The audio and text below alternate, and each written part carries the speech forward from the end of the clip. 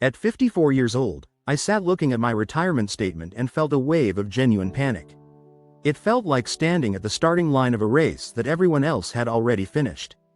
The numbers were small, painfully small, and they felt like a direct indictment of every year I'd spent focusing on the mortgage, the kids' tuition, or the latest, life happens, emergency.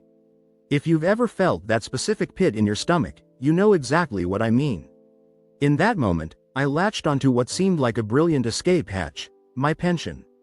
It was a significant sum of money, and it felt like the only real tool I had left to fix the mess. My plan was simple: cash it out, take the lump sum, and invest it aggressively to make up for lost time. It felt proactive, like a way to finally take charge. But I quickly realized that this quick fix was actually a trap. A mistake that would have cost me the one thing I couldn't afford to lose: a secure future. The idea of taking that lump sum felt like finding a secret weapon. I pictured myself as a savvy investor, outsmarting the market and turning that single pot of cash into a nest egg that would finally let me breathe. It was my chance to regain control. But I didn't account for the silent costs, the ones they don't highlight in the glossy brochures. I was about to trade a guaranteed lifetime promise for a high-stakes gamble. For those of us starting late, a pension isn't just a pile of cash. It's a lifeline. Being in your 50s and feeling behind is a very specific kind of stress. It's not just about the math, it's about the clock. Time becomes your most precious asset and your most intimidating enemy. Every news segment about how much you need to retire feels like a personal judgment. I was the guy running calculations at 3 a.m., wondering if I'd ever actually be able to stop working. That pressure creates a dangerous sense of urgency. You feel like you have to do something drastic to catch up, which is exactly why a quick fix looks so appealing. Most retirement advice is built for people who started in their 20s. For late starters, the margin for error is much smaller, and the magic of compound interest has less room to work. That pressure cooker environment is what made me see my pension as a lump sum of capital rather than a long-term income stream. I spent hours researching high-growth stocks, convinced I could beat the slow returns of a pension plan. I told myself that staying in the pension was passive, while taking the money was taking action. That's the siren song for late starters. We crave control because we feel we've lost so much time, but that desire can blind us to devastating consequences. My pension offered two choices: a guaranteed monthly payment for life, or a one-time payout. To my panicked brain, the lump sum looked like a mountain of cash. It was tangible. My thinking was, why accept a trickle when I could have the whole reservoir right now? I figured I'd invest that reservoir and generate way more than the pension's modest monthly offer. This is the core of the illusion. You see a large number, but you don't see the brutal deductions that hit it before it ever reaches your account.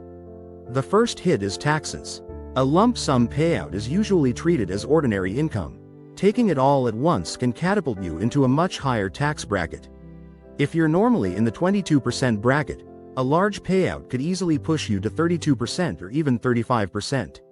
Suddenly, a third of your money is gone. Then comes the second hit.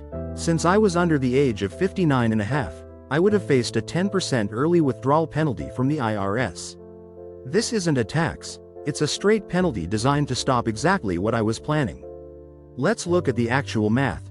If that lump sum was $200,000, the 10% penalty would take $20,000 immediately. Then, between federal and state taxes, you might lose another 30%, that's $60,000. My $200,000 mountain would have shrunk to $120,000 before I even made my first investment. I would have vaporized 40% of my retirement lifeline in a single afternoon. Realizing that was a punch to the gut, the secret weapon was actually a financial self-destruct button.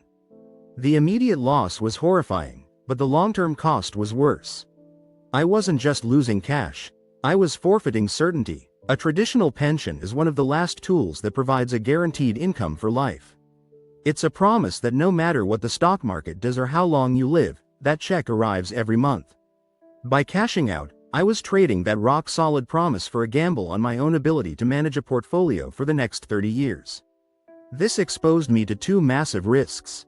The first is longevity risk, the chance of outliving your money. With a pension, the company carries that risk. With a lump sum, it's all on you. If the market has a bad decade, or you live to 95, you could run out. The second is the sequence of returns risk. If the market drops right as you start withdrawing, the damage to your portfolio is catastrophic. Selling when things are down locks in those losses and drains your account at an accelerated rate. A pension is immune to this. The payment stays the same whether the market is booming or crashing. I realized my pension was the bedrock of my security. It was the guaranteed income that would cover the essentials, housing, food, healthcare, no matter what. With that foundation in place, the rest of my savings could be managed with much less pressure. Cashing out the pension would have been like selling the foundation of my house to buy lottery tickets for a fancier roof. Trading a guaranteed floor for the mere chance of a higher ceiling. If that feeling of being behind sounds familiar, I urge you to pause. Talk to a certified financial advisor who can help you see the full picture and run the actual numbers. They can help you move from panic to planning. Once the shock of my near miss wore off, I was still behind, but I started looking for smarter, more strategic moves. The goal wasn't to get rich quickly. It was to build something sustainable. First, I protected the foundation. I promised myself to leave the pension alone. I reframed it as my future salary, a guaranteed paycheck I couldn't lose. Second, I got aggressive with catch-up contributions. The IRS allows those over 50 to contribute thousands more to 401ks and IRAs. I started treating these as non-negotiable bills. Third, I got serious about my budget. I went through my spending to free up every possible dollar for savings. Cutting back on things I didn't truly need was the fastest way to find capital. I also prioritized paying off high-interest debt, which is essentially a guaranteed return on your money. Fourth, I decided to delay Social Security. While taking it at 62 was tempting, waiting until 70 increases the monthly benefit substantially. The combination of a pension and a maximized Social Security check creates an incredibly strong income floor. Finally, I considered working just a few years longer. Even 2 or 3 extra years have a massive impact, more time for contributions, more time for growth, and fewer years of drawing down the principal. That moment of panic at 54 was a brutal wake-up call. It almost led me down a dangerous path, but it also forced me to get real. The mistake I almost made was born out of fear. That fear pushed me toward a gamble that would have destroyed the very security I was trying to build. For any late starter, your pension isn't a piggy bank or an emergency fund. It is your promise of a secure future. The real way to catch up isn't one reckless act, but a series of disciplined decisions. It might not feel as dramatic as a windfall, but it's the only path that leads to a retirement of actual dignity and security. Prompt not provided. Prompt not provided.